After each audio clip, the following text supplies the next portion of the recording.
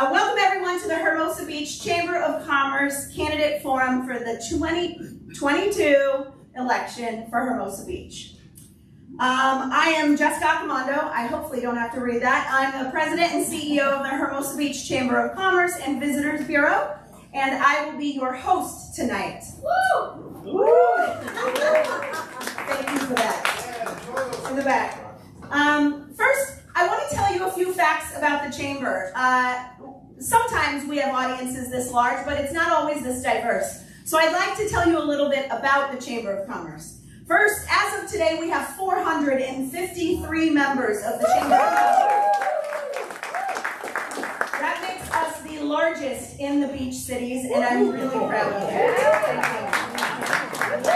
We advocate, promote, and market our member businesses more than ever, and Chamber members consist of business owners, nonprofits, and civic members. I encourage you to look at our directory of members in the Truly Hermosa magazine that we have available for you at the entrance and at this back table. It includes all of our members as of a month ago, which we've already grown, I think, 15 to 20 since then. So please check that out. We are not part of the city, but an independent nonprofit formed in 1912. We are 110 years old, everybody. So there's no stress on my shoulders whatsoever.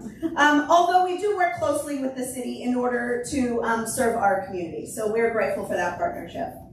Our board of directors is made up of 15 to 18 directors who set the course for our chamber, and so stepped up to the challenge during the pandemic, including past chair member Andrea Jacobson and current chairperson Dave Davis. Since I've been here, I'd especially like to thank you both.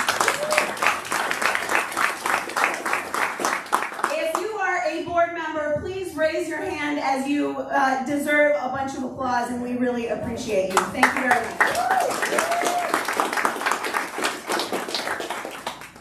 Okay, back to facts. Chamber funding comes from events, membership dues, and sponsorships. If you're sitting in this room on a big wad of money, or a corporate sponsor, or watching online and want to contribute, please come and speak to me immediately after this. We produce some of the most treasured community events, including Fiesta Hermosa, St. Patrick's Day Parade, Hermosa for the Holidays, and the Best of Hermosa Awards, which hopefully, as you know, we then award a Person of the Year at that event, so we're very proud of it. We also produce the sidewalk sales and co-sponsor other local events, so we are busy. We produce a community newsletter which goes out every other week called the Beach Bulletin, and it's free, and I encourage you to join because that's how we disseminate information to the whole public and the community. We recently formed the Hermosa Chamber Foundation, which will be the driver of many events in 2023, and we look forward to telling you more about that later. We contributed to the Economic Development Strategy recently approved by City Council, which you will hear about tonight, and if you aren't familiar.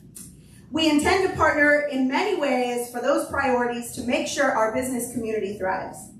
We're also a Visitors Bureau, and we recently released our new destination magazine, the Truly Hermosa magazine I mentioned, which is free to all residents and visitors, and you can find it at any local hotel in the South Bay, including Torrance.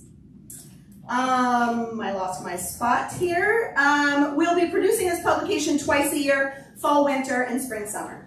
We also operate trulyhermosa.com. If you haven't been, you've hopefully seen decals on the ground. If you scan that code, you go to Truly Hermosa and you get a directory of all of the businesses that are members in our community, also how to park, how to find resources, and so forth. And finally, many people do not know, but many business owners in Hermosa are also residents. And thus, forums like this are important for all of us. We all want a vibrant business community. So now let me tell you a little bit about this forum so everybody can know what to expect today. The Chamber does not endorse any candidates, but does encourage businesses to learn about and advocate for the candidates that will get our business community to the next level. The questions tonight are unknown to the candidates. They were curated by the Economic Development Action Committee of the Chamber, also known as EDAC, and submitted by Chamber members online. The questions were then approved by the Executive Board. Speaking of the EDAC, I'd like to take to thank that committee for producing a list of economic development priorities that we distributed to all members on Monday and included on some of the chairs out in the audience. We also have extra copies at the entrance if you'd like to see them. Please make sure you read that list. We intend to discuss these priorities more at our upcoming candidate mixer, which I'll talk more about later. But thank you to the members of that committee who are with us tonight, especially Chairman Ed Hart up here.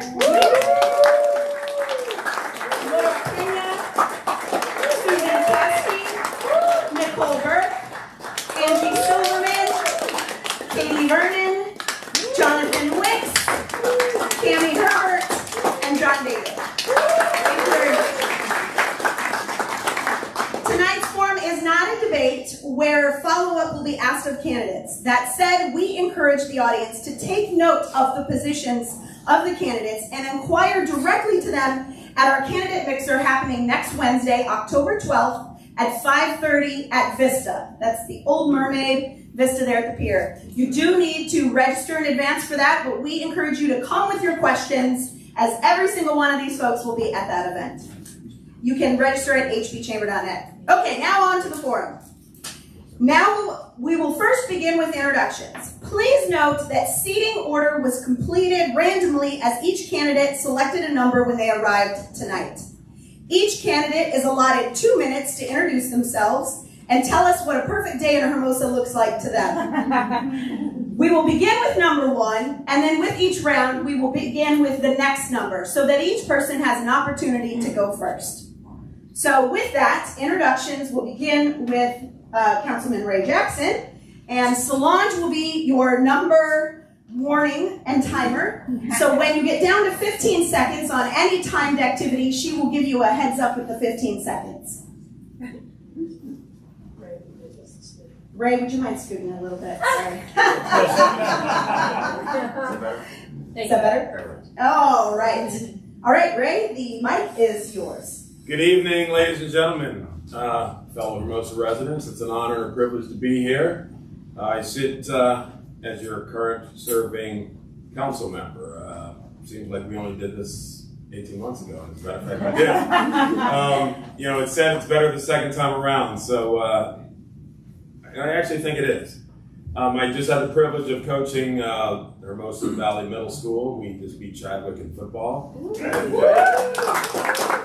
And, so, you know, that is always a part of a special day, getting to work with the young men in our community and watch them grow and develop into young men. Perfect day at Hermosa Beach. Let's start with that. Every year we've done I mentioned this in the last debate, we have a big Easter bash where dozens of families come down to the south end of Hermosa and we scatter literally thousands of Easter eggs and kids scramble around in the sand. And dads get up early and we schlep all the gear out to the beach and you know we're complaining because it's early and we're tired and you know, but to see the smiles on the faces and the parents all getting together and the fellowship, you know, it's something that it just envelops what's so special about this community. Growing together to set up a special day for our friends and family. So. We were able to do that this year post-pandemic, and it was just wonderful with hundreds of kids scrambling, tug of war, boys versus girls, and it's truly a special event that we cherish every Easter. I've got 15 seconds now. I will end it at that. Thank you very much. Kieran Harrington. Hi everybody, thanks for having me today. My name is again Kieran Harrington. I'm a candidate for Hermosa Beach City Council. I grew up in a working class family with a history of serving others. My dad was a drug and alcohol probation officer, my mom was a 6th grade English teacher.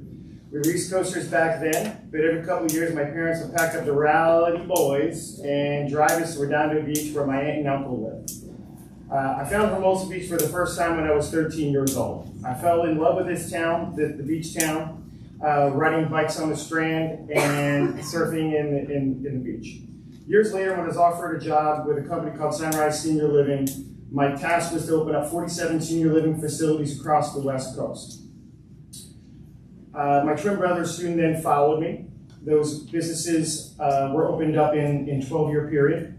I knew I made the right decision. Hermosa Beach is home because it makes me feel at home. I transitioned to other parts of the hospitality industry, but never left Hermosa Beach.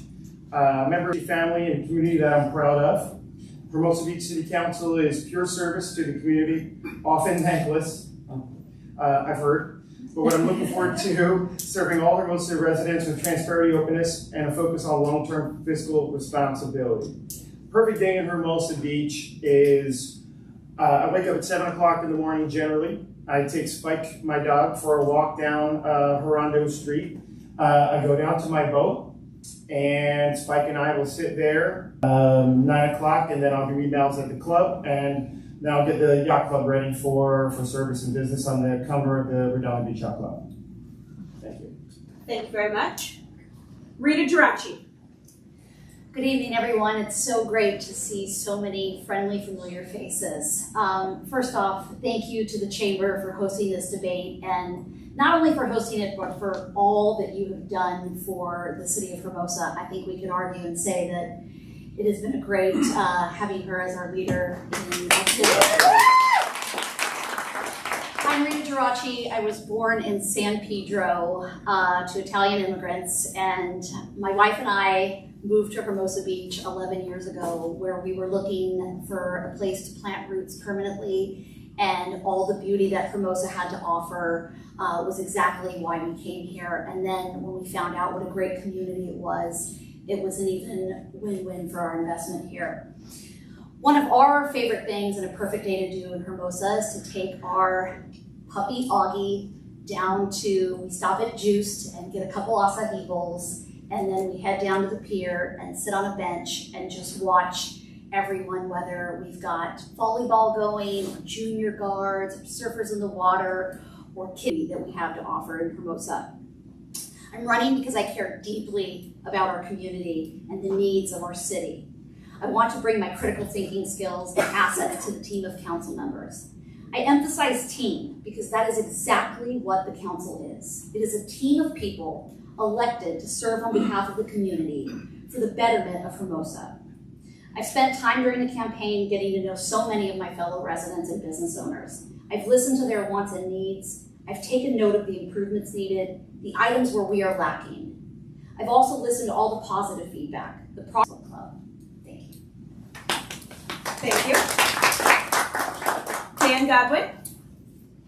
Good evening, everybody. Name is Dan Godwin, and I'm running for City Council here in Hermosa.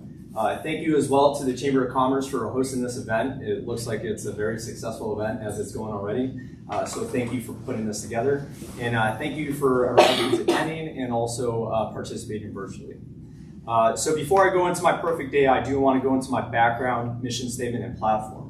A little bit about me. So I was actually born in Northern California, Walnut Creek, where I eventually moved to Orange County and finished out high school. One of the most important people in my life is my mother, Deborah Ferris, who's here tonight supporting me, as well as my fiancée, Yulisa, where we got engaged earlier this year. We actually met in Hermosa at the pier. So Hermosa is very dear to my heart. I went to Cal State LA where I got my MBA, I got my undergrad in aviation administration, and then later I got my MBA out of Cal State Dominguez Hills. At the same time during my undergrad, I commissioned into the Air Force as a lieutenant, and I began work as a maintenance officer working on ICBMs in North Dakota. Not the most exciting work, but the job needs to get done. And then over the last 11 years, I've been working as a project manager at the local base here in El Segundo, working on satellite systems like GPS and missile warning satellite program. I've fulfilled that role under two different caps, how I describe it, one as a civil servant and then one as a major in the six objectives with over 30 actions identified, and those are on my website, dan4hermosa.com. It could be the number 4 or spelled out 4. For a perfect day in Hermosa, to save us some time, I just want to rephrase my favorite activities. This includes breakfast at Ocean's Diner, volleyball at 8th Street, getting a happy hour and watching my favorite sports teams at the pier, and then mixing in Hermosa events like Fiesta Hermosa, shout out to the Chamber of Commerce, and hopefully we can get back to Summer Beach concerts one of these days. Thank you. Thank you, Dan. Next up, Jeff Reading. Thank you, Jesse. We've got a busy day packed, so everyone buckle up. I don't wake up as early as Kieran, but I live over by Granny's Grocery, so I'll start with the longboarder. After that, I'll go over to Patrick Malloy's and watch a Notre Dame game. One of the great things about Hermosa is we're such a melting pot. People from diverse parts of the country, and it's really easy to find your tribe and find common things that you can gather around. For me, that's Notre Dame football on Saturdays in the fall. From there up to Uncorked. Uncorked is one of my favorite places in Hermosa. It's because we have such a community there, where the regulars and the employees are like a family, and we hang out outside of work, and it's just a friendly, welcoming place to be, which represents a lot of how I feel about Hermosa. After that, up to the community center, where they'd be having either a movie premiere or the Historical Society would be having an open house, sort of like they did a few weeks ago with Patty Astor, who was just a fascinating person. It was just an educational experience to learn about her life and what she's done. Then from the Historical Society or the Community Center, what would a day in Hermosa be like without some live music? So I would head down again to the Lighthouse, see a band there, or I love going to the South Bay Jam at Patrick Malloy's because it's just amazing what talent we have locally, and it's such a wonderful place to experience this culture, and that's what I hope to preserve as a city council member. So thank you. Thank you, Jeff. Up next, Matt McCool. Good evening, Hermosa. Matt McCool. This is my second time around, as I ran in 2017, and the reason why I'm running again is everything I ran on in 2017 turned out to be true. The 7 candidates I ran against in 2017, none of them are running again, and the 3 that were elected are not seeking re-election. So to go ahead and begin with the fun question, perfect day in Hermosa Beach. I think I really need to go ahead and qualify that question. Is for somebody who grew up here in Southern California, who's a Southern California native. I've lived all over Los Angeles, specifically a lot on the west side, but there's just a weird feeling where there's no community. I was the guy in my building who wanted to talk to all the neighbors, wanted to talk to everybody. I got the weird look.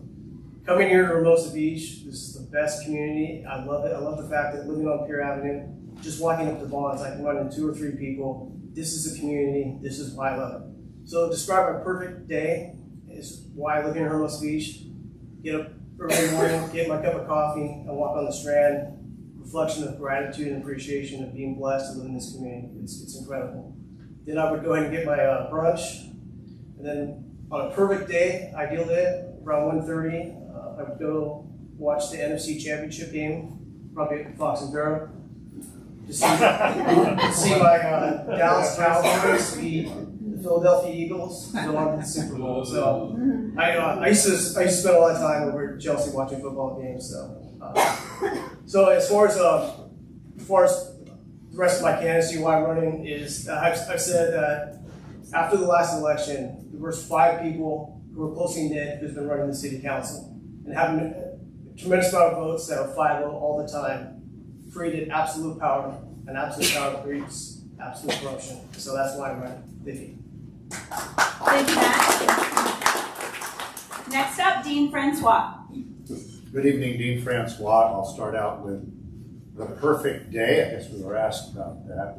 I've been around for 40 years, so my perfect days have changed. When I was younger, for sure, but a perfect day for me would be to go for a great long bike ride along the coast as far as I can before I turn around and come back, and that's because we have that great long bike path right there. Returning and going for a swim in the ocean where the degrees of that ocean isn't too cool yet.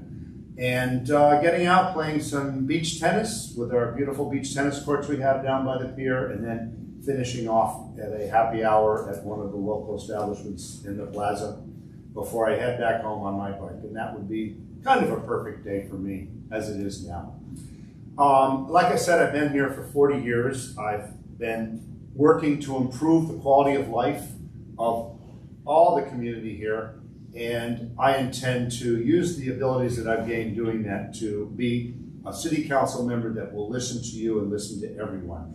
I've advocated at city councils and county board meetings and coastal commissions, organized efforts to limit growth of oversized hotel in Hermosa, diverted pollution away from our beaches, and and led the way on matters surrounding our city, on traffic matters, the AES. I have elected experience as an executive board member of the Sierra Club, appointed city commissioners in the past, elected as chair of some commissions, leadership experience on public safety as a longtime volunteer with the Red Cross and the CERT team. My professional experience working on federal government budgets, along with the experience I've just mentioned, prepares me to work on a wide variety of issues right here on day one when I get elected.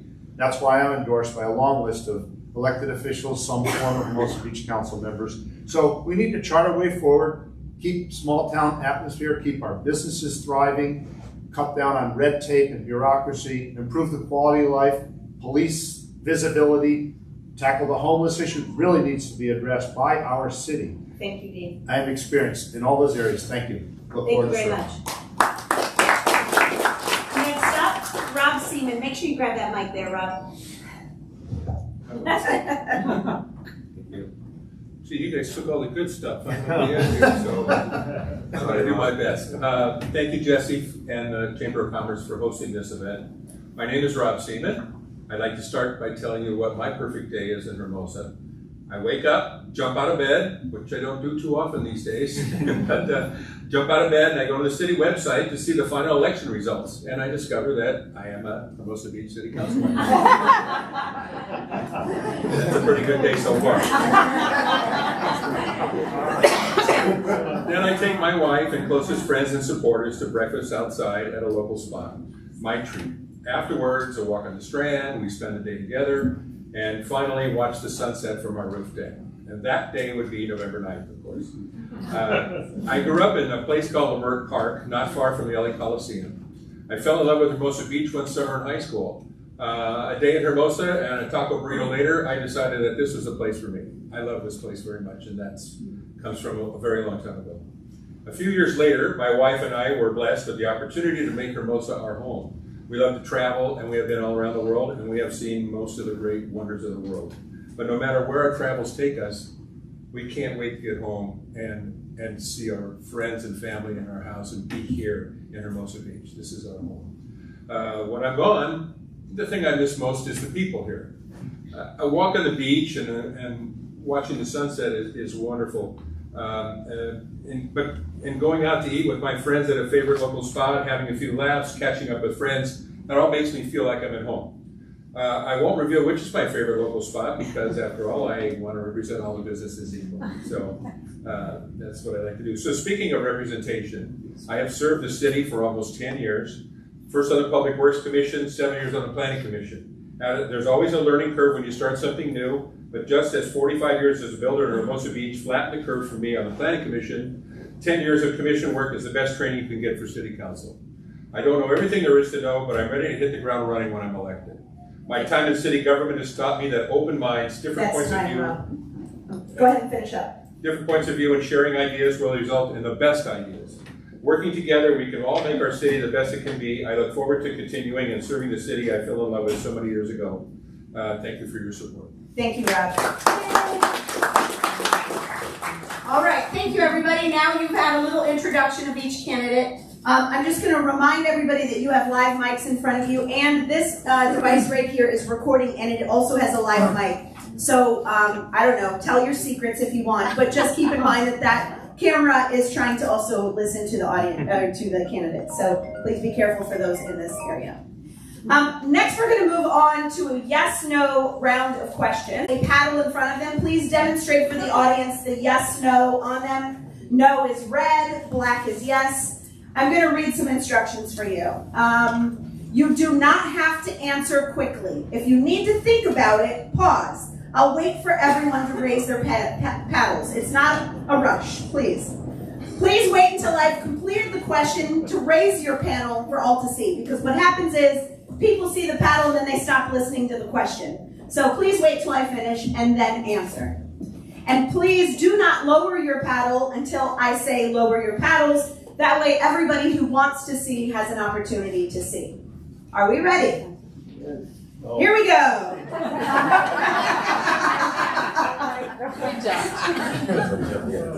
Are you, your business, or your employer a member of the Chamber of Commerce? Please hold them up. Oh, That's sorry. right. All right, thank you. Lower your paddles. Do you support Measure B, the sales tax increase to 10.25%? All right, lower your paddles. Should the city partner in bringing back the Summer Beach Concert Series if, hang on, if there's an interested producer willing to organize them? Thank you. Lower your paddles. Do you support establishing an economic development division or committee within our city that generates policies resulting in additional commerce, investment, and resources in Hermosa Beach?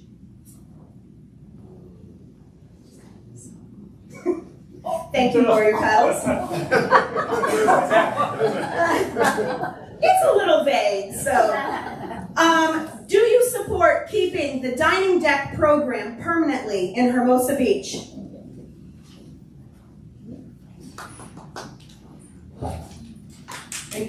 Sorry, Ray has to scoot over to make sure he's on camera. All right.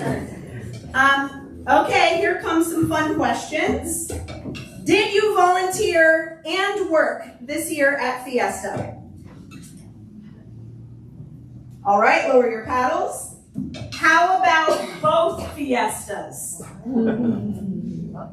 Meaning Memorial Day before you knew you were running. So everybody keep track there. You did do Memorial Day, but you did the first one, not both. Or no, did you do both? Sorry, didn't mean to put you on the spot. Okay. Bonus. How about donated, sponsored, or financially contributed to a chamber-funded event or effort this year? Thank you very much. The chamber has many nonprofit members. Have you served on a Hermosa-based nonprofit board or advisory group? No rush. Thank you. Do you believe encouraging a work-live lifestyle in our pedestrian-oriented downtown will increase vibrancy? Thank you. You can lower your paddles. The city lawn where the Christmas tree lot happens and the art festival occur in a great space. They occur on the community center lawn, which is a great space. Do you support activating our community center lawn with year-round activities and placemaking opportunities? Thank you. Will you be volunteering for the upcoming Hermosa for the Holidays Festival, November 18th through 20th? Somebody take a picture. All right. Thank you very much. Do you support 4 weeks of free parking in the downtown area during the holiday season for shoppers? That's Thanksgiving to Christmas. Right. He said depends. All right. Thank you all for indulging us in the yes/no paddle portion. We will now move on to timed questions. As I mentioned when we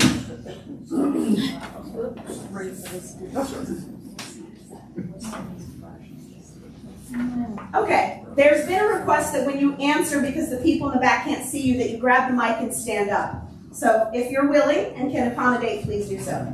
Meanwhile, let me introduce the next segment. As I mentioned when we started, seats were drawn at random by the candidates. For answering questions, we'll begin with seat 1 and then alternate with each question, beginning with the next person in line. I will call names so it's not confusing. Each candidate will have exactly 1 minute to answer the question. Solange over here, board member, will be doing the timer and will give you a 15-second warning. Please remember to end right when her alarm goes off or I cut you off, either one of us. I said both of those. Your time will not begin until after I ask the question. If you need me to repeat the question, you may request that. Are we ready? Yes. Here we go. So this begins with you, right? What strategies or ideas do you have to bring commerce and additional revenue to our downtown and non-downtown businesses? Thank you for the question. We've had several discussions with chamber, business members in the community in terms of some ideas in which we can do. One of the things that we've talked about in my perfect world would be bringing the summer concert series back. You notice that a lot of cities have a summer concert series. We have these great venues within our city, South Park, Valley Park, the Greenbelt, obviously the beach, in which we can activate those areas, generate more traffic, people coming into our town. We've got local musicians who would love to show off their talents, and that's something I think we should look at doing in addition to your comment earlier about the beach and the summer concert series. Thank you very much, Ray. Kieran. I agree with Ray. Thank you so much for the question. I do believe in the summer concerts. I think we need to get a true promoter back into town. I think we need to bring Sunday concerts back to the beach for sure. One of my plans is to light the volleyball courts from 10th to 15th Street with solar power and try to get the small business owners that own the volleyball company, the companies to have that till at least 10 o'clock at night. And that's one of the definite reasons, one of the things I want to do as well. And then keep our bands, keep our bars, our nightlife, and everything as vibrant as it is, and add to it, enhance it, keeping the patios on the pier, and keep our culture, Hermosa Beach culture. Thank you, Kieran. I'll grab. I went down. Someone help me. All right, the floor is yours, Rita. Thank you for the question. I too agree with Ray and Kieran on the music aspect, and another plan that I would have kind of sparked out of my recent graduation with the Leadership Hermosa program, where I was in one of the groups that was pushing for a First Thursday event. There's lots of towns that have it. San Pedro's one of them, where it's in the downtown area and it brings in art and music and all of the culture. And I think that would be a really great way where businesses that normally close earlier can stay open and benefit from that foot traffic coming. So that is something that I would definitely push for. Thank you, Rita. Dan, you're up. I'm going to sit down, so I'm going to be that bad guy. It's your choice. Please, go ahead. All right. Thank you for the question, Jesse. So a lot of the time in government, there's a lot of talk and not enough walk, right? So I think we really need to start focusing on what we can do and what we can do sooner than later. As many of you know, this past July, the City Council approved the Economic Development Strategy. This was a result of the hard work accomplished over a year done by the Economic Development Committee and Advisory Working Group, many of those members who are here tonight. So first off, thank you for putting in all that good work. Now the city needs to follow through.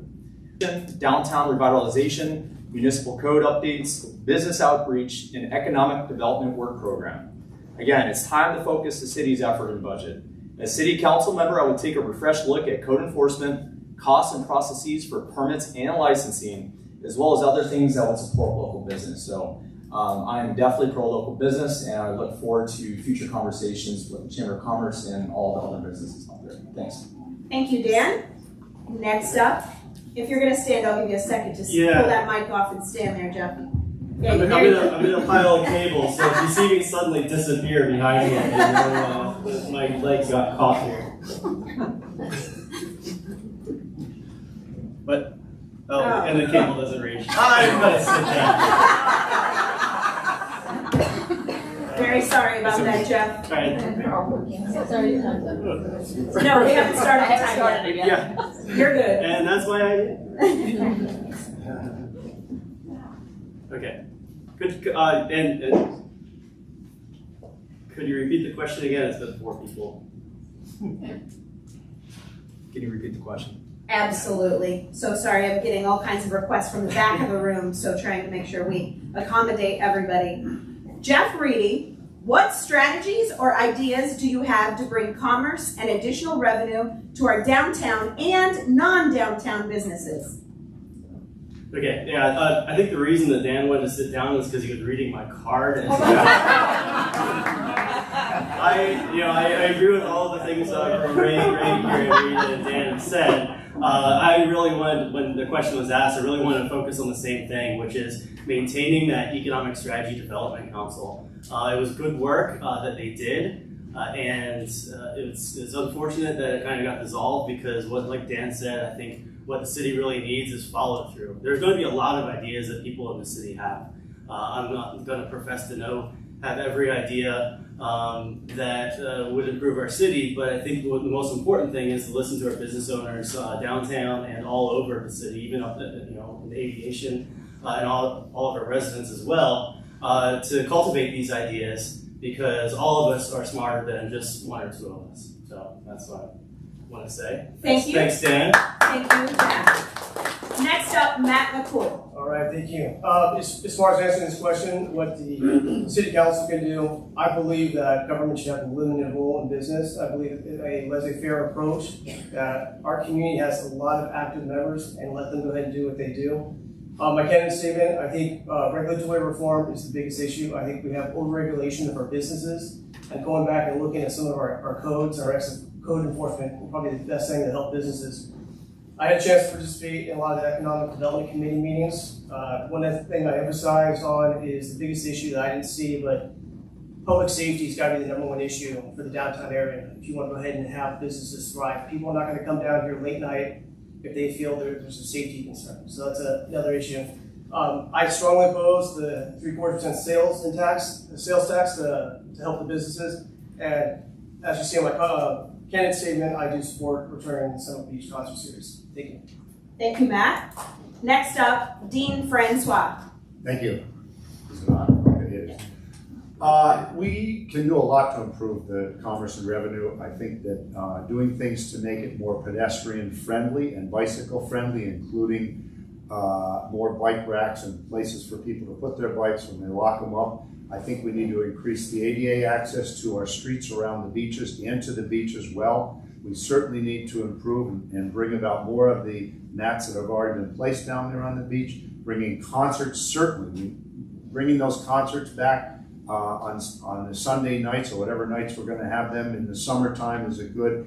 And promoting more live music. There's been a decline of live music for long term. And I'd like to do more to increase and promote more live music. We need to make relaxation on the red tape, cutting the red tape, especially outside of the summer months.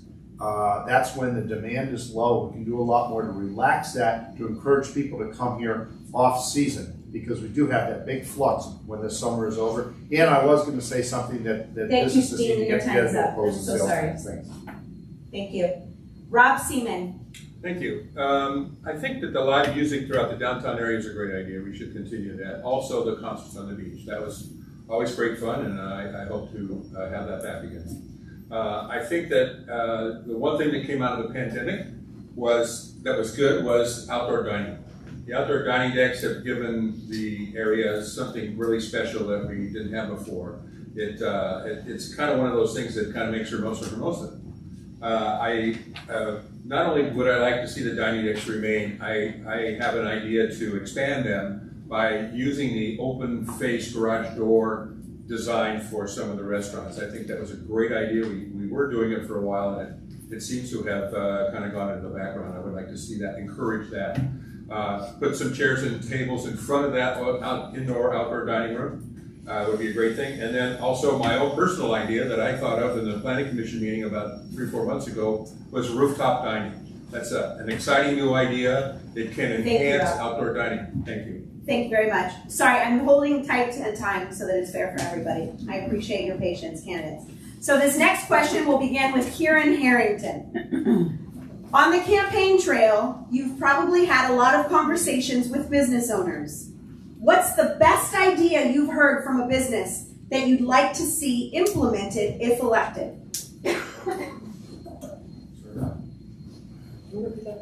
Absolutely. On the campaign trail, you've probably had a lot of conversations with business owners. What's the best idea you've heard from a business that you'd like to see implemented if elected? Well, again, keeping outside dining in our dining areas the way they are right now is definitely crucial for our businesses. I would say there's some definite ideas that I have. It's not directly related to business, but it is, maybe a dog park in Hermosa Beach, something of that nature in one of our valley parks. Lighting the volleyball nets for the beach tennis and for the volleyball will bring extra business to the downtown till 10 o'clock at night or till midnight or 1 o'clock in the morning. And I think that's definitely going to be something crucial for the city for sure. And that's something that all of the volleyball people are asking for in town. And I think that's going to increase business for sure. Thank you, Kieran. Next up, Rita Geraci. Thank you. I have heard so much positive feedback, and then where it feels like we're lacking in terms of, I'm in the east side, so I'm off of 4th and Prospect. I always like to say that PCH is the Great Barrier Reef that nobody wants to cross. We're the land of the forgotten over there. And I think increasing our wayfinding signs in our corridors up along Aviation and even Upper Pier, and really trying to engage those businesses to get the vibrancy happening there. They feel like we could use some beautification over there. And yes, the outdoor dining decks are great, but we need to incorporate all of Hermosa, and I think building our vibrancy on the areas along Hermosa Ave. I see Dave Davis in the room here. We need to be able to get people, yes, downtown and Pier Plaza is great, but we need to spread them out to our other areas, even our Cypress Arts District. Thank you. Thank you, Rita. Next up, Dan Godwin. Thank you, Jesse. And also, Kieran and Rita had some really, really good ideas, and I hope that we continue those ideas and follow through on the implementation of those. So one of the things that kept coming up was the permits and licensing, both the processes as well as the cost. So one of the ideas that I have, again, I don't want to stovepipe solutions, but I want to invest back into our community, is creating a platform that we can digitize the permits and licensing. So for businesses and residents alike, it's easier to find them, it's easier to submit them, initiate them, and then it would be easier for the city to coordinate and allow the requestor to actually pay for it. So I think there's a lot of room for improvement on how we submit permit and licensing requests, as well as the overall cost that we actually pay for those. So I think we can really focus on reducing the amount that we request from businesses and residents. Trying to have a house party, even if it's small T, I think the permit price is like $800 to $900, right? So I think that's unreasonable for a resident. I want to look out for businesses as well. Thank you, Dan. Next up, Jeff Reedy.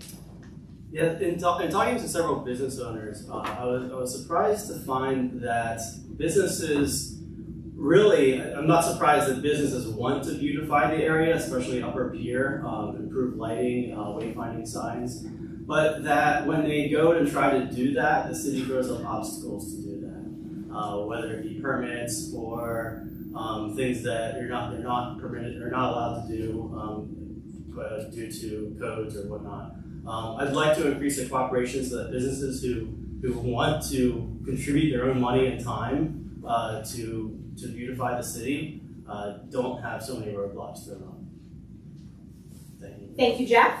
Next up, Matt McCool. Thank you. I've had a chance to talk to a lot of the business owners in the downtown area. I think one of the types of businesses that has been affected is the retail shops that don't have that don't use dining decks. They said that parking takeaway is taken away from their business. I completely support outdoor dining decks. For example, Uncorked has their old dining deck, doesn't take up any street parking. There's two types of dining decks. There's the on-street and the off-street. I think we need to go ahead and phase out the on-street dining decks and make the on-street completely permanent. But the non-restaurant owners here, I think they've kind of been lost in this whole dining deck situation. Thank you.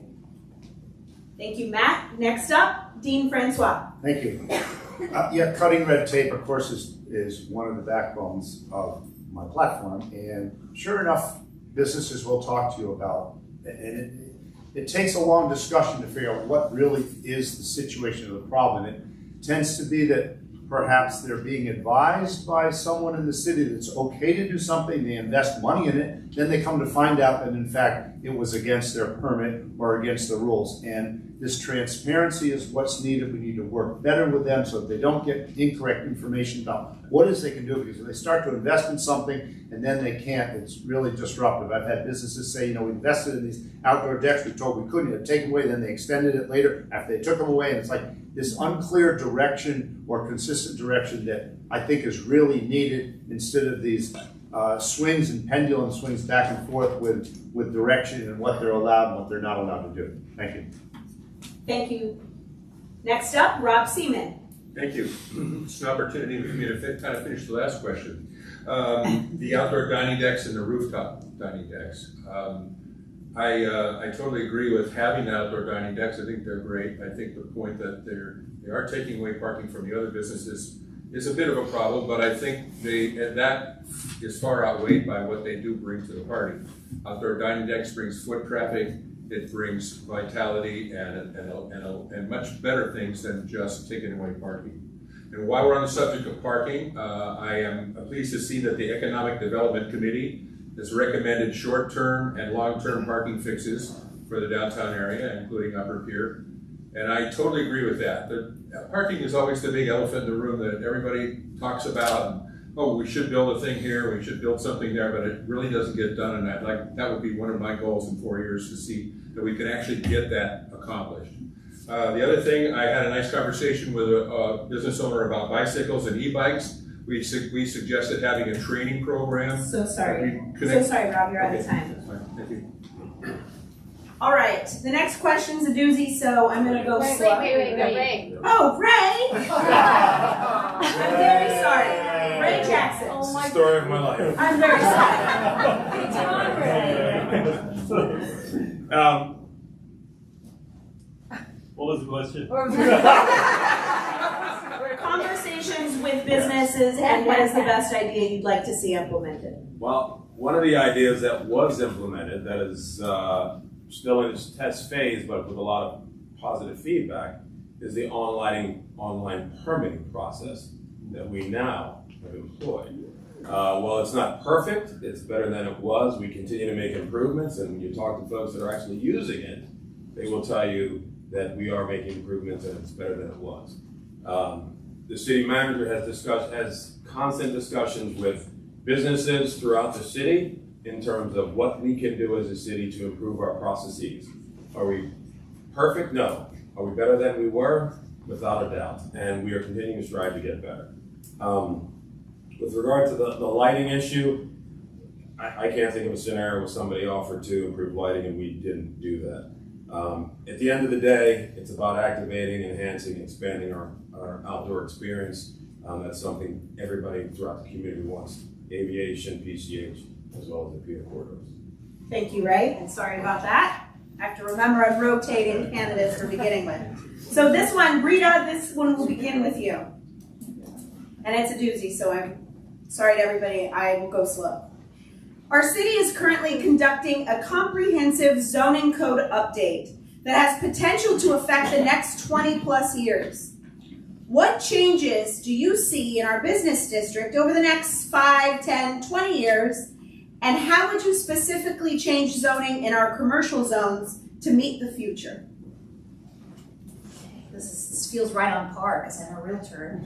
And this is going to go into maybe a controversial topic, but I'm a big fan of mixed use. I get to travel all over LA County and see different cities of how they operate with their mixed use. And yes, I know we're a small city, but if it's done right and implemented properly, we could really make it function to where we've got affordable housing, with restaurants on the lower levels, and really that's talking about boosting our economy in so many different ways. We're creating housing, we're creating business for our businesses that continue to thrive. What was the second part of that question? And so sorry. And how would you specifically change zoning in our commercial zones to meet the future? I would, again, controversial, relax the parking. Thank you, Rita. Next up, Dan Godwin. Would you mind repeating? Absolutely. That was a long one. It is a long question. Yeah. The city is currently conducting a comprehensive zoning code update that has the potential to affect the next 20 years. What changes do you see in the business district over the next 5, 10, 20 years, and how would you specifically change zoning in our commercial zones to meet the future? All right, I think it's something that the city needs to do additional research on. Obviously, there's going to be impacts from mixing personal use with business, but that is something we should definitely look at. Parking was also mentioned. Another topic we already talked about was extended patios. My understanding is that it needs approval by the Coastal Commission due to the California Environmental Quality Act. And so that is a big thing that the city needs to work on, is that Coastal Commission plan. So I'm hoping that they make some progress on that. Parking's already been talked about, but follow through. Follow through on the businesses' inputs and genuinely listen to them on what we can do to make their businesses run more smoothly. Thank you. Thank you, Dan. Next up, Jeff Reedy. Yes, thanks. Sign me up, put my name down on the mixed use bandwagon here. People are simply driving less. Whether that is a result of COVID, I think it's going to be a more permanent change in the workforce where people are working from home more and don't have commutes as much. So I like the mixed use idea to promote a more community feel. So you have people that live across the street, live on top of a restaurant or a commercial business on the first floor, and I think that just promotes more of a sense of place and creates a better community. Now combine that with outdoor dining and all of the things that we've done throughout the pandemic. So yeah, and then also relaxed parking. Thank you, Jeff. Next up, Matt McCool. Thank you. Hate to be redundant here on the mixed use, but I actually live in a mixed use building on Pier Avenue. I've called in several times, see Mr. Hart twice a day when I'm walking down. It's a great experience. I love it. I love being there. Everybody that comes over to my place loves the experience. I wish we had more of this in Hermosa Beach, so I would definitely advocate for mixed use in the downtown business area for residential at the second or maybe even third level buildings. Thank you. Thank you. Next up, Dean Francois. Thank you. Yeah, I guess we're all following on this bandwagon of mixed use. Mixed use is great. It's going to be careful to do it right. Yeah. It's not an easy answer. It's a delicate balance. Property owners may be absorbing a great gain, and with that gain, it needs to be used to figure out how we're going to make affordable housing work, because you're talking about affordable housing in a place where the rent's very high. So it's going to take a lot of work, a lot of tweaking. There's a lot of ways to do it, but I'm determined as a council member to make sure that it can work and it will work for the betterment of our community. Thank you.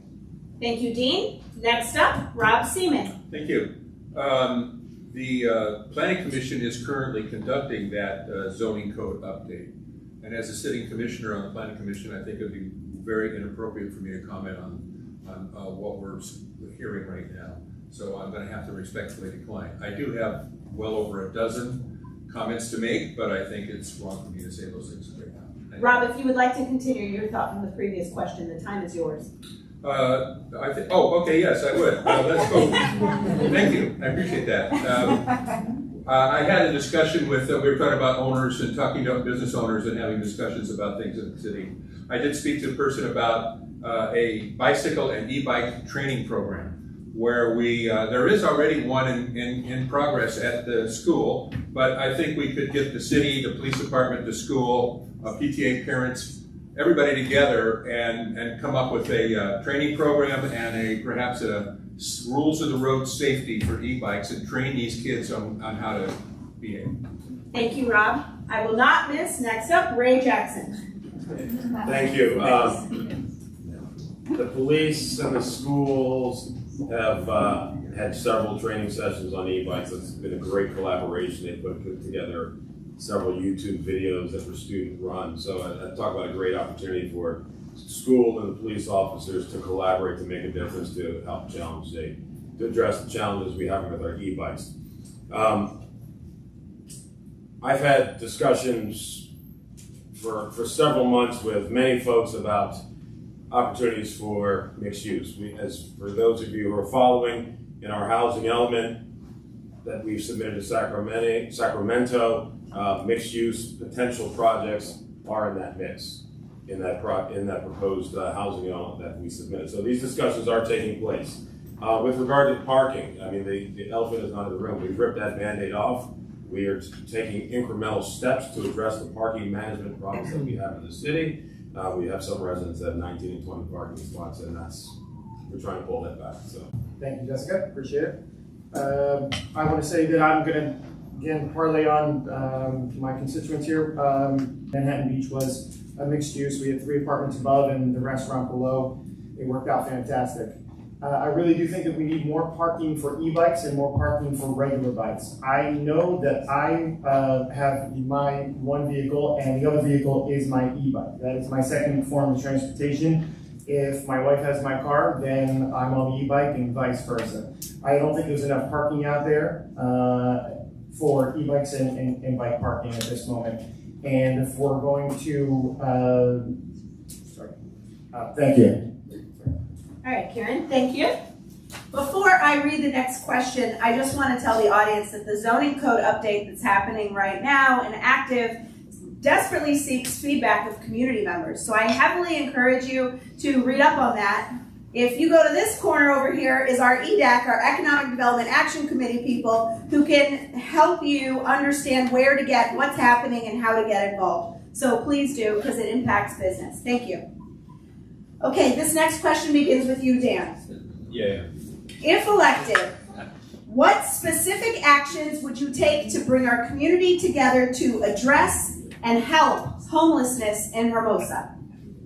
So the city, and I'm sure Councilmember Jackson will correct all of us when we speak. The city's actually partnered up with a couple programs already, Inter-Services Faith and also one other program.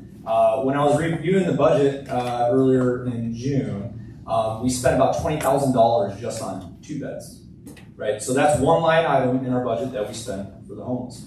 I think when the police engage with the homeless, we already do a great job at offering those to them. A lot of the time, to be honest, I call this the elephant in the room, right? No one wants to be the bad guy on saying, hey, we need to enforce the law. So my perspective with managing the homelessness in town is to offer a helping hand. But if they are breaking a law, we will enforce the law. And I think there needs to be a hard discussion with our police department on how we're doing that. Thank you. Thank you, Dan. Next up, Jeff Reedy. Yes, I went on a ride along with the police department to see their interactions with the homeless. I was struck by how courteous and professional they were in their interactions. Our police are very familiar with most of the people who are here without homes, and they check up on them and they try to get them help and services that they need. Oftentimes they refuse service. And it's not illegal to be homeless as long as you're not a danger to yourself or others. But I think there does need to be a more concerted effort by the city to push these things like the court. I'm blanking on the name of the court, but when people can get parts of their record expunged if they show that they're working towards getting into a better situation for themselves. So those things, just putting more effort towards those. I think it will help. Thank you. Next up, Matt McCool. Thank you. We need to take an aggressive, proactive approach on homelessness. There are a tremendous amount of programs out there to get people that are homeless off their feet and back into society. I think a big thing is having these people who actually are successful going through programs come back and try and help people already help homeless. Be an advocate for them. Say, hey, this is what I went through. This is what can help you. We need to take also an aggressive approach as far as criminal activity and then actually arrest the criminal activity by the homeless. We have a homeless court that's been set up recently. It's a diversion program, so they're not put into the judicial system, but actually they're into the services that can help get them going back on their feet. Thank you. Thank you, Matt. Next up, Dean Francois. Thank you. There is a lot more we can do to address this homeless issue than what's been done so far. We definitely need to invest more in the outreach coordinators, the outreach homeless coordinators that interact directly with specific homeless individuals. I mean, for the most part, we know a lot of who they are in this small city, and it isn't necessarily a uniformed police officer interacting. It's a counselor, it's an outreach coordinator that can talk to them about the services, convince them that they need to get some services to help them along the way. And that personal interaction is what's needed with specific homeless people. And that's better addressed than simply a hard-nosed approach of arresting them or carting them away, which can't be done. So I think we need to be more aggressive in doing those things, use all the tools we have. And yes, the homeless court needs to be used more than it is being used. We are partnering with the other cities, but we need to do more to make sure that this gets addressed, because it's just unfathomable some of the individuals that have just set up camp for years and years and years. Thank you, Dean. And hasn't been addressed. Thank you. Thank you very much. Rob Seaman? Thank you. Currently, Hermosa Beach is partnered with El Segundo, Redondo, and Manhattan Beach in what's called the MET program. That's the mental evaluation team. It consists of a mental health worker and a police officer who respond to 911 calls. This is very effective because the police officer will speak to the person first to determine that he's safe and not violent and so on. Then the mental health person takes over and does an evaluation on the spot. And they try to either convince that person to go to a shelter or come into a program and get off the street. It's very effective, but they're very undermanned and underfunded. I think maybe the city might be able to help that program do a better job if it had more money to hire more mental health people. The other program is the Hermosa Initiative Court, which has been mentioned. That's also very good, where people will have their nonviolent misdemeanor crimes forgiven if they agree to go to a shelter. This is a very effective way to get people off the street and into shelters. However, there are some people who just do not want help. Okay. I'm so sorry, your time's up. Ray Jackson? Thank you for the question. Our outreach, we have about 20 to 25 resident homeless within our city. Our law enforcement know generally who they are. There is consistent outreach with the mental health advisor, and if you haven't seen these folks in action, it's pretty impressive. I mean, they will lay on the ground, sit on the ground with the individual, get down at their level and talk to them for as long as they need to. They don't rush it. The police officer is patient, and it's pretty impressive. And I would certainly encourage any one of you to attend the Homeless Initiative Court. It's pretty impressive. It's anybody who's been arrested for a nonviolent offense, and it's an opportunity to get them into the system, but they also have all the services there. And as they progress through and check all the boxes, then there's a graduation. For some folks, it takes a little time, more time than others. But when you see the person who's actually gone through the system and they are cleared of their offense and they are integrated back into society as working people, it's a pretty cool thing to witness. So. Thank you, Ray. Next up, Kieran Harrington. Well, to start, nobody wants to be homeless. We all know that. Last year we had 19 homeless in Hermosa Beach. Last year we went into, we have 23 homeless in the town, and what Ray just said exactly is that the police officers actually know all of their names, they know what their needs are, they know their mental health issues, they know their health issues, and they're really good at what they do, and they're doing a fantastic job of what they do. I think we just need to partner up with some of the other towns in Torrance, some of the larger towns, Torrance, Redondo, and I think we just need to get them the mental health that they need. And again, we can't ship them off to a different town, but we can do the best we possibly can in our town to make sure that they are taken care of appropriately and with most human dignity possible. Thank you, Kieran. Next up, Rita Geraci. A lot of great stuff has been said. This is kind of the benefit of going last. I agree about the homeless court. It's a wonderful addition. So I kind of want to touch on the topic of how we address it. And we have to first start and remember that homeless people are just like you and I. They are fellow human beings. And oftentimes I think the misconception is that you go approach somebody one time and they say, oh, we don't want your help. They've lost trust with society, whether it's mental illness, whether it's addiction, whether it's just losing a job and not having family.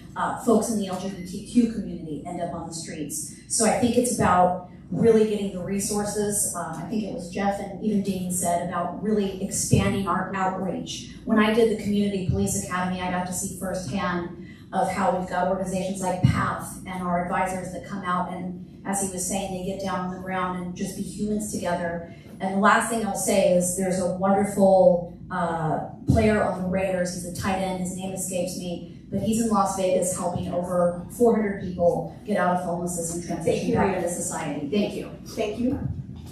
That was the last, right? I didn't skip anybody. Dan started that? All right. I started that one. Okay, cool. Next question. If the 10.25% sales tax passes, so we're assuming it passes, what top 3 priorities would you use the additional revenue on and why?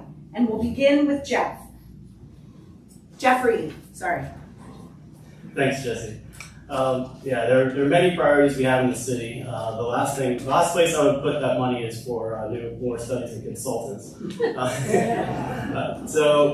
things that I'd like to prioritize as a city council member is Upper Pier. We have a community up there which just needs a little bit to meet its full potential. We have businesses up there are fantastic, and there are things that we can do. Not even major expenditures, but things we can do to beautify, improve lighting, improve signage up on the Upper Pier to help out.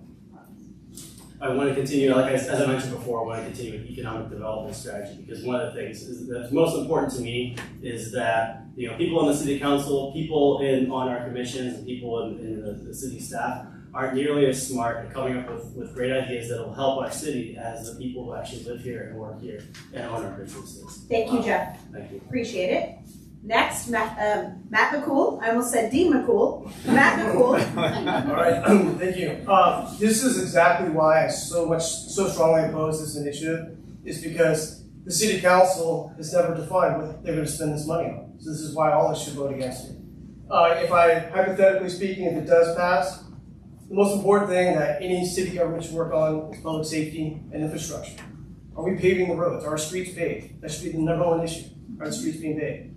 As far as public safety, we do have a obsolete, out-of-date police station. I think money should be saved and invested in our police station. Those would be my top two priorities. Thank you, Matt. Next up, Dean Francois. Thank you. It's always a difficult thing to figure this out because the arguments for the sales tax address so many things, and some of the things are already covered in the budget.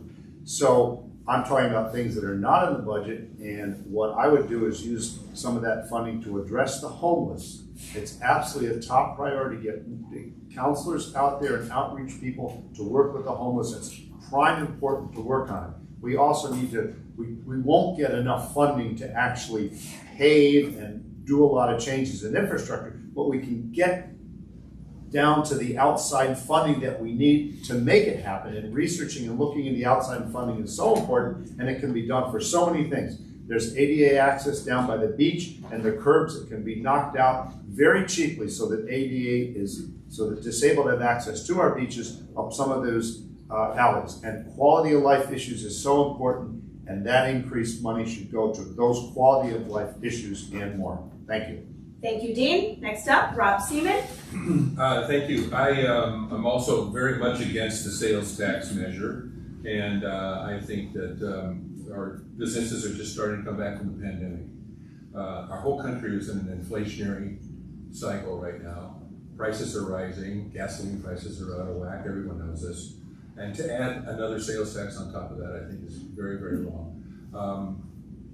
When people say that it's only 75 cents on a $100 purchase, well, that's true, and it seems like it's not very much of a problem. But when you buy a refrigerator or an appliance or a car or other large ticket items, it's a lot of money, and people are trying to get by, trying to save their money and trying to not spend more money in an inflationary time. So the sales tax, I think, is very wrong.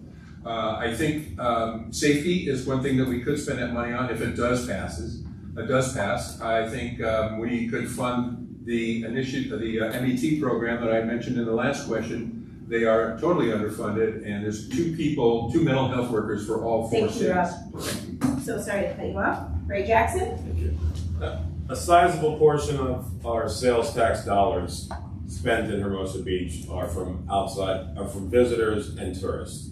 So the majority of our businesses could not survive solely on residential spending alone. So a sizable portion of any sales tax would be paid by those who are coming into our city, but not paying for any of the services. It's important to understand the county receives about $5 million of sales tax collected from Hermosa Beach every year, and it only returns 13 cents on the dollar. So one of the things that we could do is you can get your 5 weeks of free parking during the holiday season, if we can pass that sales tax. I say that in jest, but it's true, because we're going to have to look at what can we not afford to pay. We were fortunate last year; we had $4 million of federal dollars that we were able to balance our budget with, and As any business owner can tell you, right now we're paying for personnel costs Thank and you, Ray. material costs. So sorry to cut you off. Next up, Kieran Harrington. Okay, well, I'm against the three-quarter sales tax. The way that it was written, LA County could take the three-quarter sales tax and keep it to the county coffers. While it's unfortunate timing, given the record inflation and gas prices, I understand why they put this before the voters. If the residents approve the tax increase, I'll work to make sure the money is spent for core needs of Hermosa Beach instead of consultants. Parks and Recreation 1, Upper Pier for sure needs a little bit more attention. More senior living programs. I'm an advocate for seniors. More senior living programs, more ADA handicap that Dean brought up, access onto our beaches. And if I don't bring up dog park, my wife will kill me. Oh my God. So definitely dog park at Hermosa Beach. And that's it. Thank you. Thank you, Kieran. Next up, Rita Geraci. I don't think most people realize that our current tax rate of 9.5, 1% gets returned back to Hermosa. The rest goes to state and county levels. So we have a chance of grabbing that revenue and being able to use it in great things like how Dean said about addressing homelessness. I want to see our city be more efficient in terms of technology. We need to be able to have a system to submit building plans online like the city of Torrance does. We need to be more efficient there. In terms of public safety, let's give our police the resources they need for new technologies of catching crime and really just getting ahead of being a more efficient city. And we could use so much of that revenue towards really everything that all of us have talked about today. So we got to get the resources from somewhere, and I think it would be a great thing for our city. Thank you, Rita. Next up, Dan Godwin. Thank you, Jesse. And I hate to deflect on this as well, but I'm so adamant against this measure. I'm so adamant I was the only one to draft and submit the opposing argument and rebuttal for this, okay?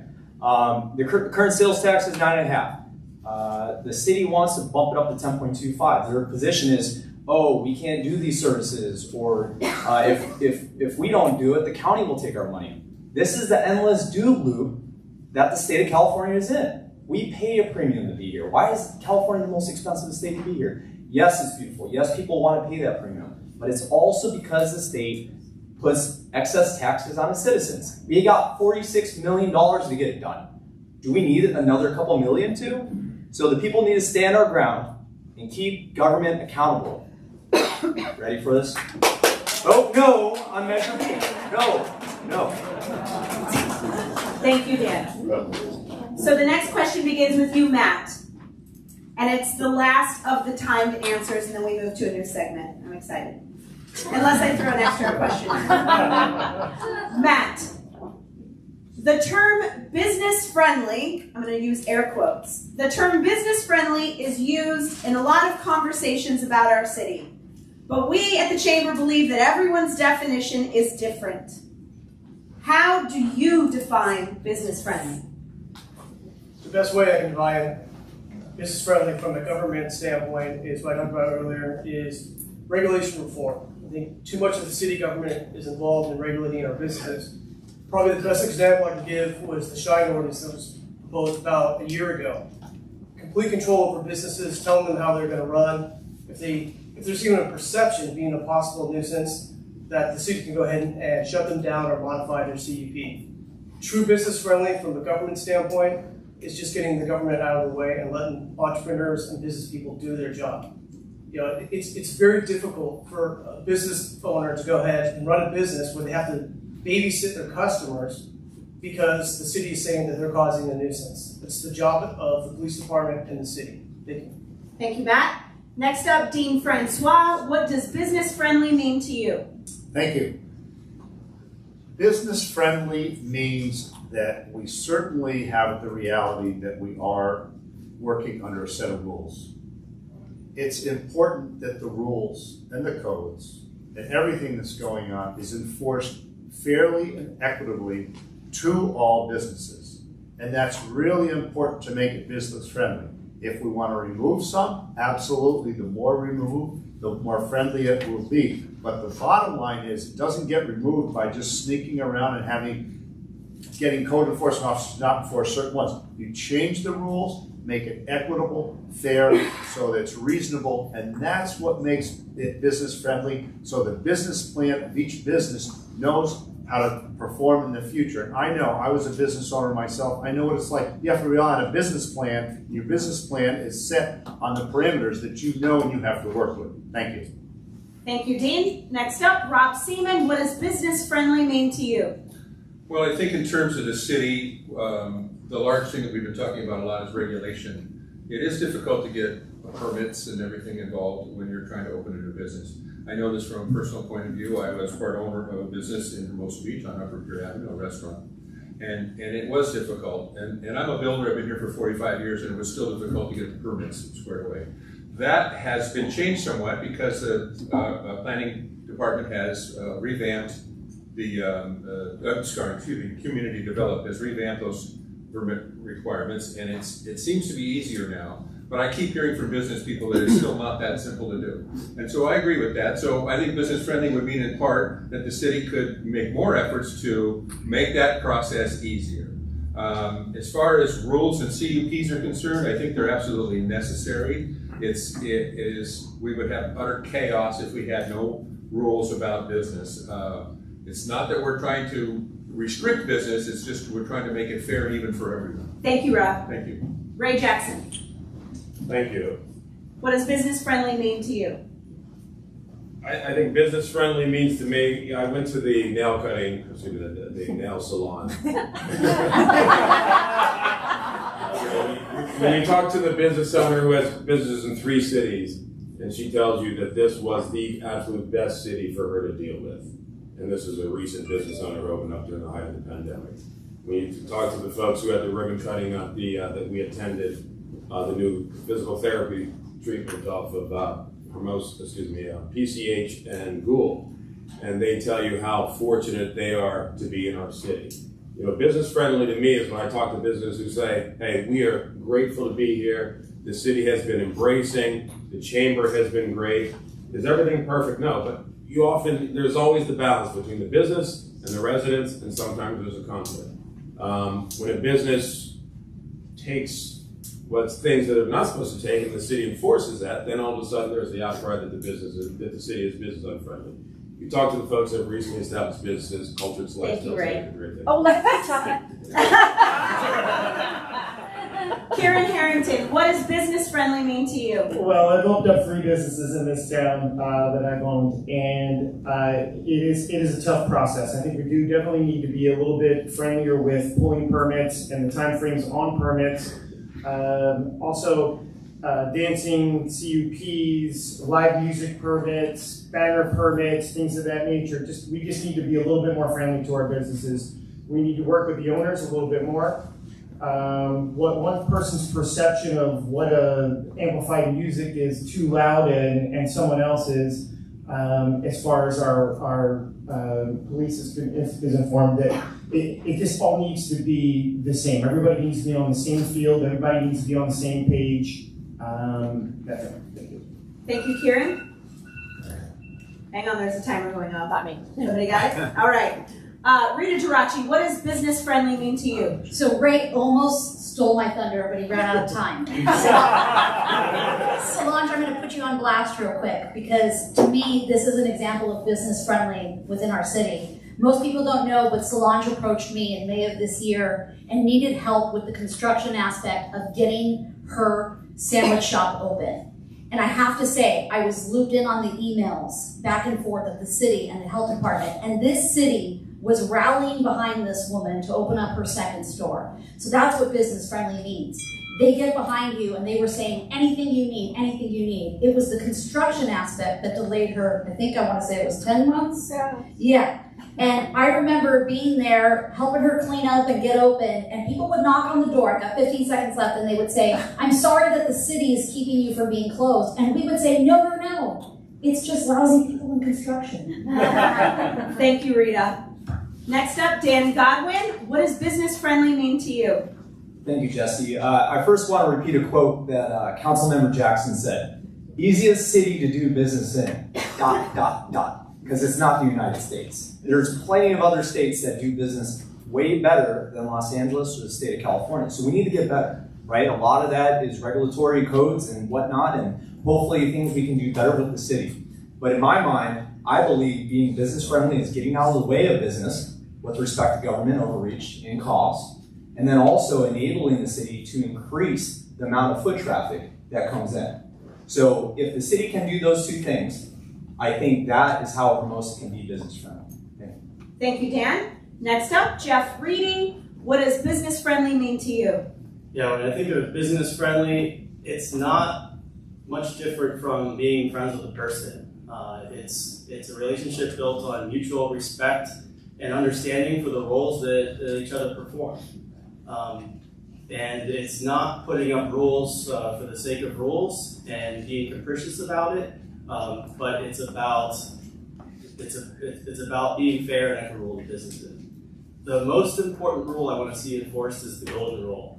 And the golden rule, with more of that being enforced around here, being practiced around here, I think that will lead to us being a more business-friendly city. And that applies just to businesses just as well as it does to people.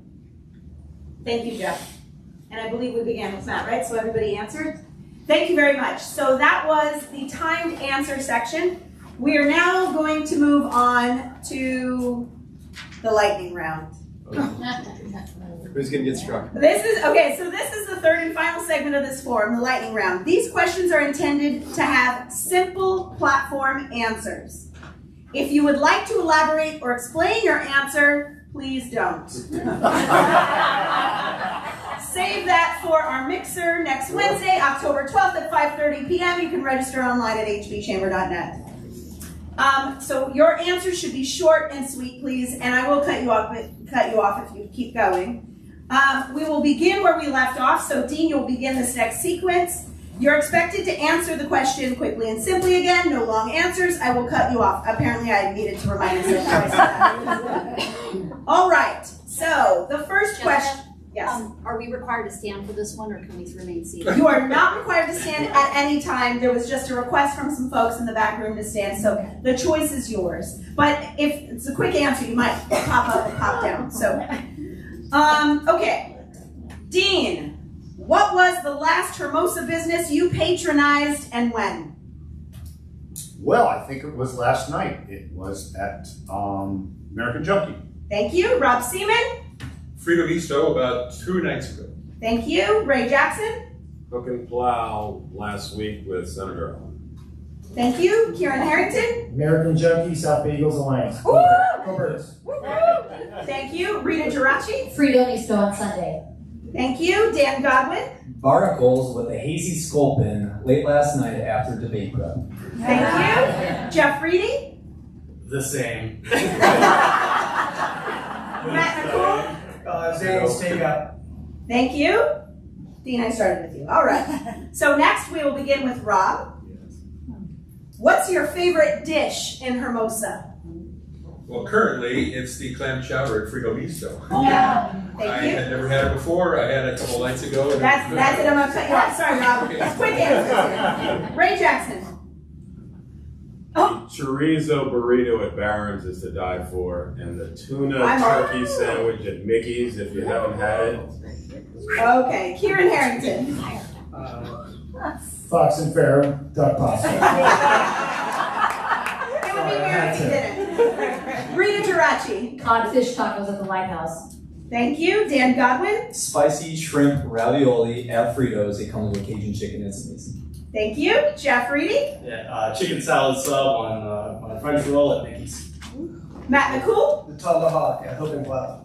Thank you. Dean Francois. Fish tacos remain the best at Chucky's. Thank you. All right, we begin all over again here with Ray Jackson. Do you believe our need for parking will increase or decrease 10 years from now? Increase. Kieran Harrington? Decrease. Rita Geraci? Decrease.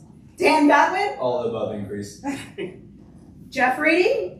I drew a blank, sorry. Oh, Jeff Reedy, yeah. Increase or decrease? Decrease. Matt McCool? Decrease. Dean Francois? It's gonna depend, but it should decrease. Rob Seaman? I'm afraid it might increase. Gotcha. All right, next we begin with Kieran. I didn't wear my glasses, so. I have the same prescription. what is your favorite local tradition, event, or activity? Fishing in Hermosa Beach, off Hermosa Beach Pier. Thank you. Rita Geraci. Fiesta since 2008. Thank you. Dan Godwin. Oh, I'm split. Volleyball at 8 and Snack Fest. Thank you. Jeff Reedy. St. Patrick's Day Parade and the block party on low accompanies it. Thank you. Matt McCool. St. Patrick's Day Parade by far. Thank you. Dean Francois. If I heard the question right, swimming in the ocean. Yes. Thank you. Rob Seaman. St. Patrick's Day Parade and the block party on Loma Drive. Thank you. Ray Jackson. Our annual Easter party and opening day Hermosa Beach Little League. Thank you. Thank you very much. I would like to say a lot of those were chamber sponsored and hosted. Okay, now pull up that council approved economic development strategy in your head. That's the economic development strategy that was approved by council. Which item is your favorite and why? Oh. Rita Geraci. This goes back to wayfinding signs because it's going to increase visibility and traffic. You got it. Thank you. Dan Godwin.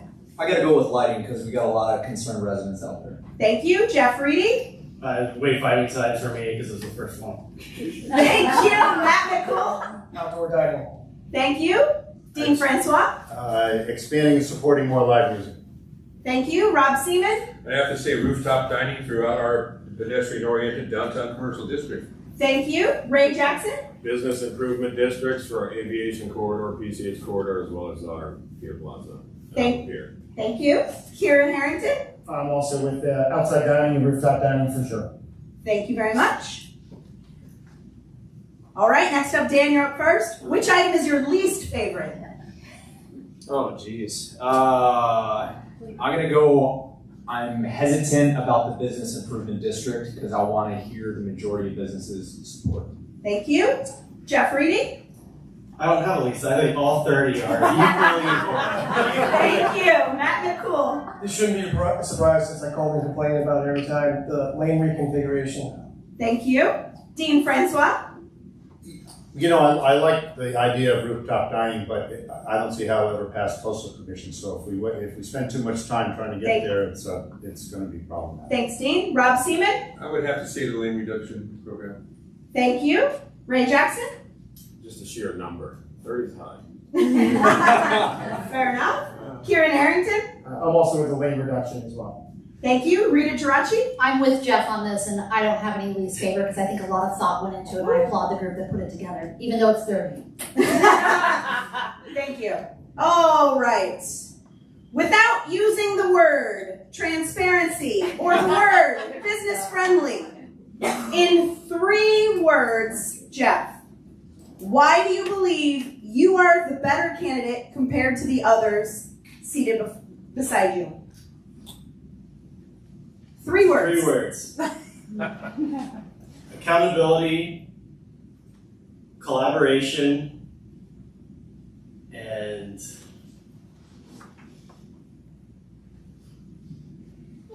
intelligence. Matt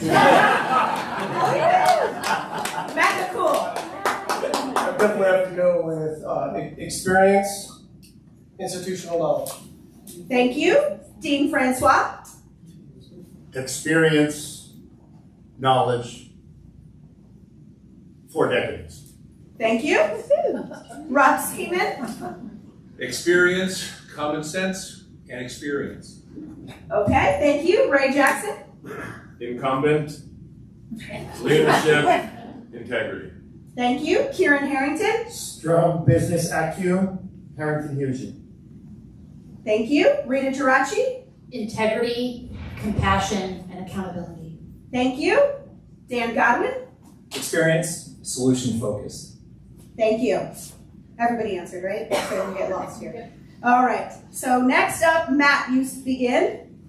And this is the last question.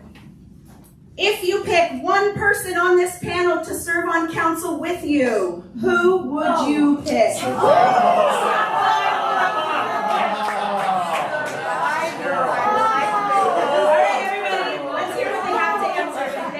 Matt McCool. choose myself? Diplomatic way out? You may answer however you like. I'd serve with myself, so I don't want to alienate anyone up here. Thank you. Dean Francois? That's a rough question, I'll tell you.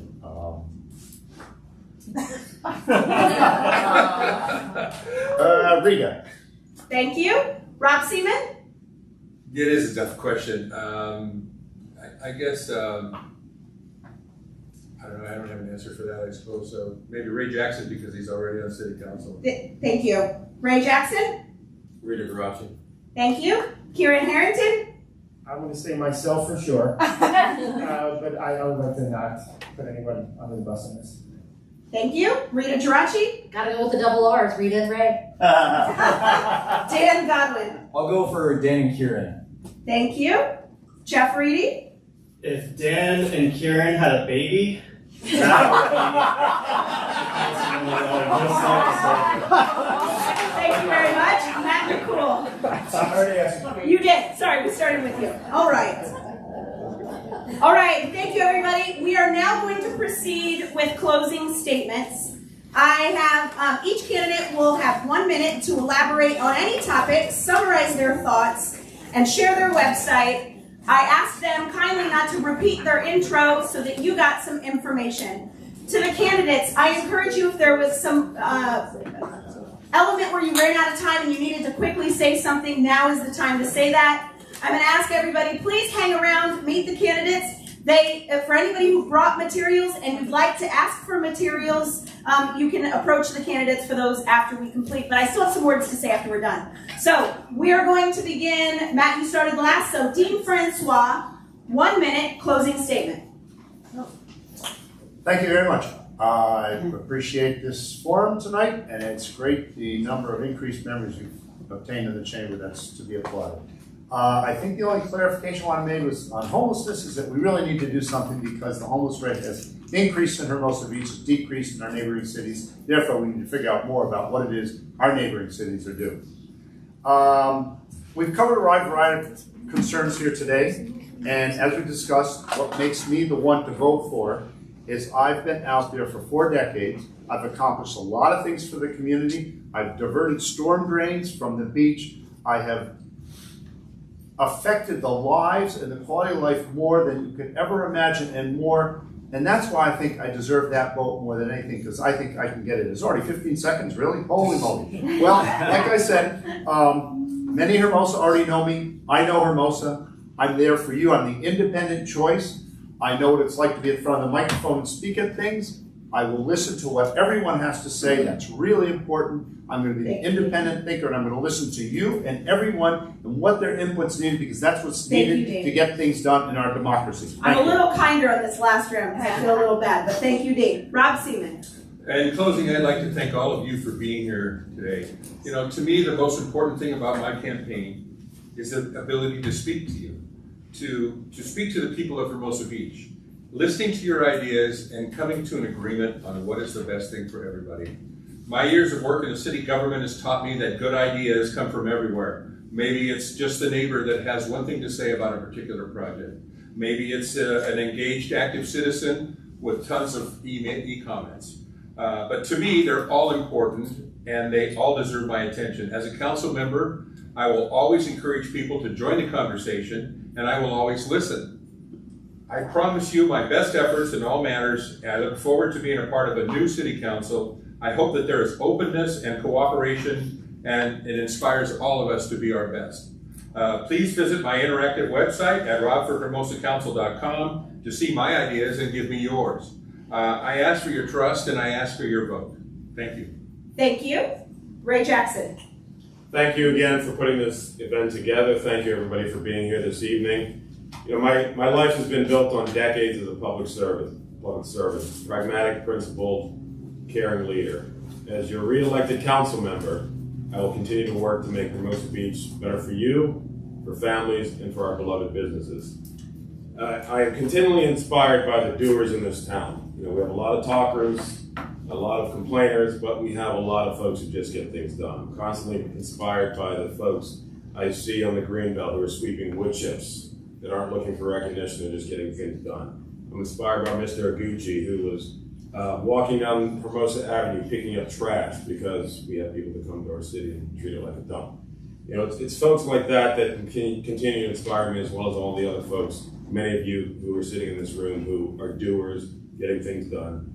And I would like to continue in my role at council in helping moving the city forward. We're on a great track right now. We're getting the pieces in place at the city, and we're riding the ship and moving in a positive direction. Thank you, Ray. Next up, Kieran Harrington. Again, I've been in this town for 22 years. I've seen it grow. It's an amazing town. I'm so proud to be a resident here. Thank you for putting on this event. Thank you, Chamber. Thank you, Jessica. Thank you, everyone, for showing up here. I've, again, ran 47 senior living facilities across the West Coast. I was responsible for $50 million worth of seniors, budgets for all aspects of food, their quality of life. I think with my knowledge of budgets, CapEx, I could bring a lot to the table for the city of Hermosa Beach. And I love my town, and if I was elected, we would do a great job. Thanks. Thank you, Kieran. Next up, Rita Geraci. Thank you all for coming tonight. This was a wonderful debate. My hope is to make Hermosa more efficient in the way we operate as a city, and therefore making it even better for our community of residents and business owners. In my career as a real estate advisor, my primary goal was to earn the trust of my clients when handling their most expensive asset.